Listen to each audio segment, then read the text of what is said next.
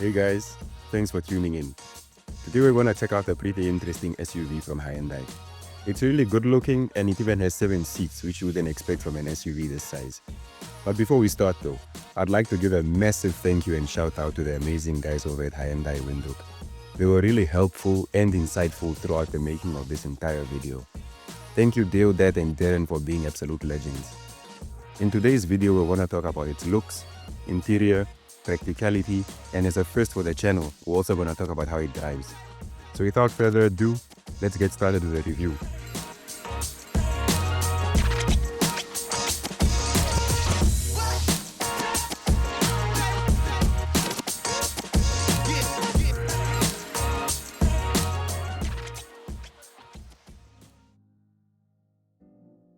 This is the Hyundai Alcazar. If you've been here long enough, you'd know that we always kick things off by checking out the front of the car. So one of the first things that stand out about the front of this car are the headlights. You get these DRLs that form a H shape, and below them are the fog lamps. But you also get this LED light bar that runs across the face of the car, and I really understand what Hyundai was going for here. This new design not only sets their cars apart from the pack, but it really makes them stand out on the road as well.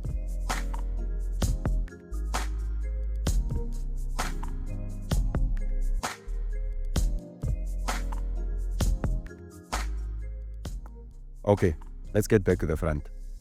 We also get these silver accents which contrast really well with any paint option in this car. Literally every paint option. And you also get this massive grille as well.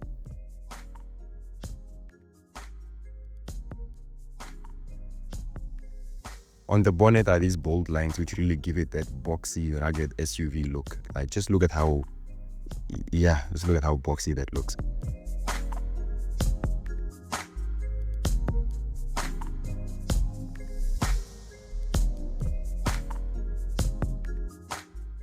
Moving along the side, we'll start with these fender flares finished in gloss black, which I think is yet another positive styling element by Hyundai. This car is rolling on these 17-inch alloy wheels, which look pretty cool, and down here is more of those silver accents that run along the side of the car.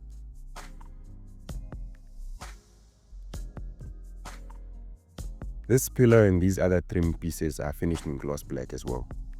I don't know if you can tell, but they just make the car look bigger than it actually is. And yeah, let's not forget about the aluminium roof rails up here. What's an SUV without roof rails? Now the back of this car gets the same treatment as the front in terms of styling. The tail lights on both sides work together with this LED light bar to form that signature H shape that we saw on the front. This design language really embodies the relationship between Hyundai and its customers. Trust, partnership, and mutual respect are the pillars of this relationship. You get more of that silver trim on the back, and I have to say that it works really well with the lines and the color on this car. And as an added bonus, you also get some real exhausts. None of that fake stuff.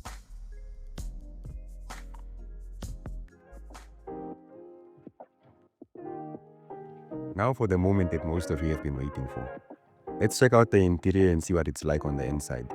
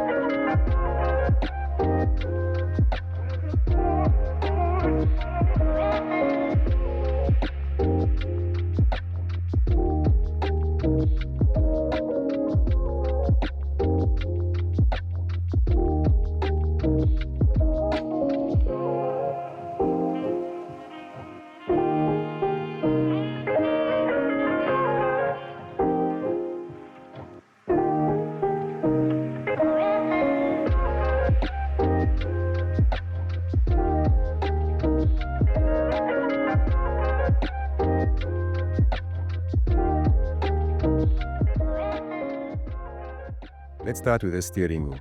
My first impressions about it was that it's so premium looking. Everything about how it's wrapped in leather and has 4 spokes just screams luxury. It looks like it belongs on a luxury yacht, and it even has a flat bottom. Despite being so cool though, it still performs all the basic functions of a multi-function steering wheel, with all your multimedia and driving aid buttons present. And you get this digital instrument cluster as well. These seats are wrapped in leather and they're really comfortable as well.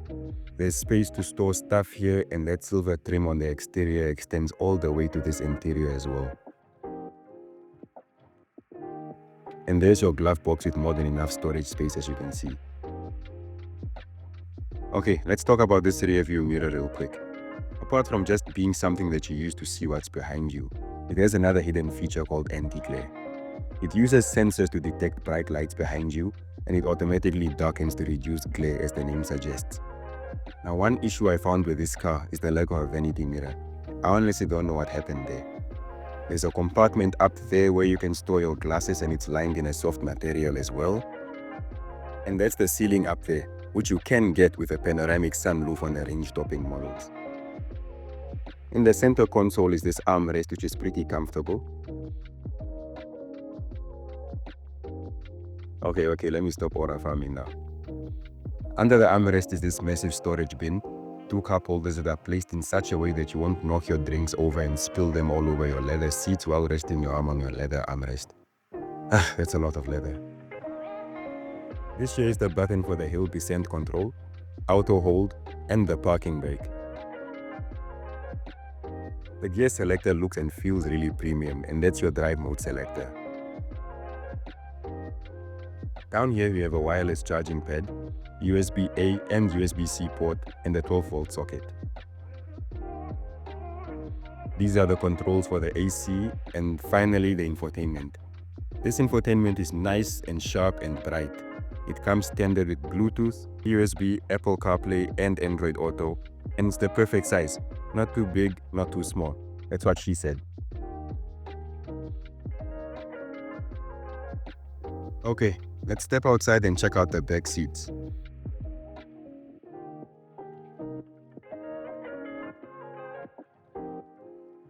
But let's get this thing out of the way first. I don't even know what it's doing here. Okay, let's start by acknowledging the fact that I'm a pretty tall individual. Now that we've established that, I can confirm that knee room and headroom is not an issue back here. There's plenty of space and my feet can chill under the seat with no problem. There's a pouch here to hide snacks and some massive bins in the doors. Just like the front, you get full leather seats back here with ISOFIX anchor points for child seats, since this is a family SUV. There's some little storage space there, vents for the AC, and 2 USB-C ports, which by the way is really amazing. Sitting in the middle seat is okay for me, and it's made even better by this view. This is the best seat in the house by a mile. Now this car has not 1, not 2, but 3 rows, and you and I are gonna check out the 3rd one. You start by pulling this lever, folding the seat down, and simply getting in. It's as easy as that.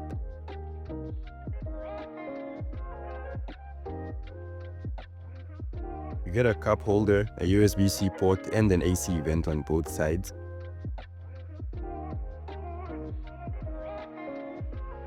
And full leather seats to ensure that everyone rides in style and comfort.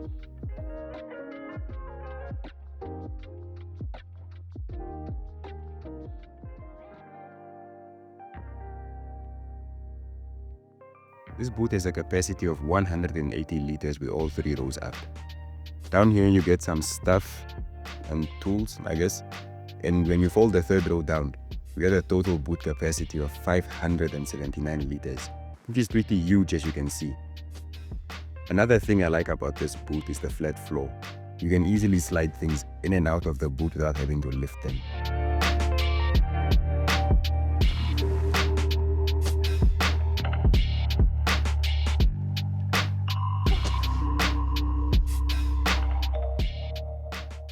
Let's pop the hood and talk about the performance of this car, and some other stuff like that.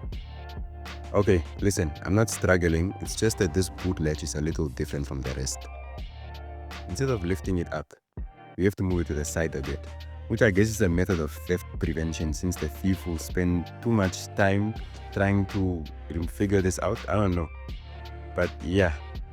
Okay, let me get serious now. You can get this car in one of 3 trim levels: the 2-liter executive, the 1.5 executive, and the 1.5 elite.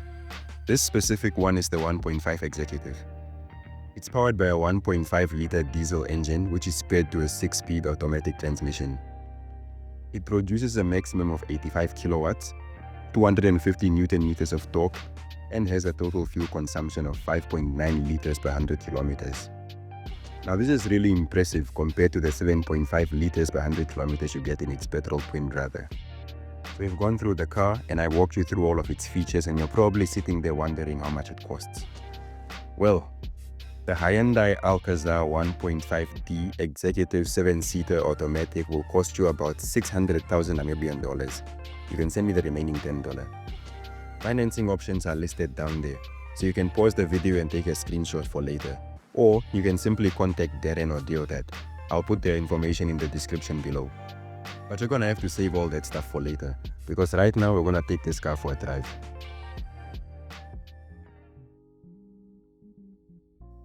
So this car has a few drive modes, and right now we're in Eco. This is basically its least fuel-heavy drive mode. Despite being in Eco mode, it still had enough power to get up and go if you needed to. The ride was fairly comfortable considering that this stretch of road had some work being done to it. However, I still did feel some bumps here and there. It was really comfortable and quiet in the cabin. There wasn't much road noise or tire noise either. This is something I only realized while editing this video. When we switched over to sport mode though, shoo, the car suddenly got a personality change. Acceleration was really good and it felt really fast. I was low-key scared for my life there, I won't lie. This car is no slouch, and just look at how easily it slows down as well. You have the brakes to thank for that.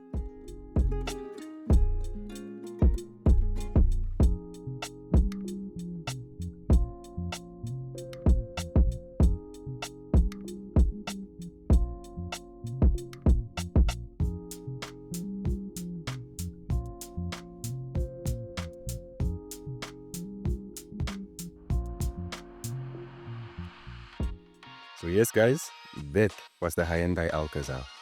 Let me know what your favorite part of the video was in the comments below.